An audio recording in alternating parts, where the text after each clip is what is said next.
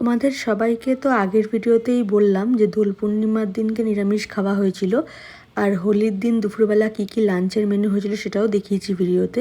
তো রাতে ছিল একটা ছোট করে একটা গেট টুগেদারের ইনভিটেশন। তো সেইখানেই গেছিলাম ঢাকেশ্বরী চাইনিজ রেস্টুরেন্টে। গিয়ে তো ফার্স্টে মেনু কার্ড দেখছিলাম কী কী খাওয়া হবে, কী কী নেওয়া হবে। তারপরে চলে এসেছিলো যে ফ্রেশ লাইম সোডা, আর তারপরে হয়েছিল স্টার্টারে একটা প্যান ফ্রাই চিলি ফিশ। এটা কিন্তু খুব টেস্টি বানিয়েছিল খেতে, আর একটু স্পাইসি ছিল, বাট খেতে কিন্তু খুব ভালো ছিল। তারপরে আস্তে আস্তে ছিল বিরিয়ানি, মাটন কষা, তারপরে হচ্ছে কাশ্মীরি পোলাও আর পাঞ্জাবি চিকেন। তো ব্যাস এই করে অল্প অল্প করে, আমি কিন্তু মাটন খাই না, তো বাকি আইটেমসগুলো আমি একটু একটু করে সব কিছু প্লেটে সাজিয়ে সুন্দর করে খেয়েছি।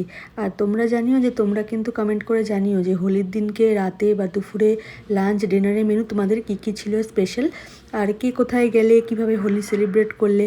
আমি তো হোলিতে কিছু সেরকম করি না, হোলি তো খেলি না, বাড়িতেই থাকি। হ্যাঁ, খাওয়া দাওয়াটা জমিয়ে করি। আর খাবারগুলো কিন্তু প্রত্যেকটা আইটেম কিন্তু ভালো ছিল।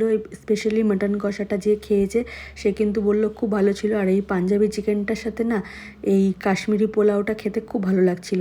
তো যাই হোক, বিরিয়ানিটাও ভালো ছিল, সব কিছুই মোটামুটি ভালো ছিল। আর এই রেস্টুরেন্টের খাবার কিন্তু খুব ভালোই লাগে।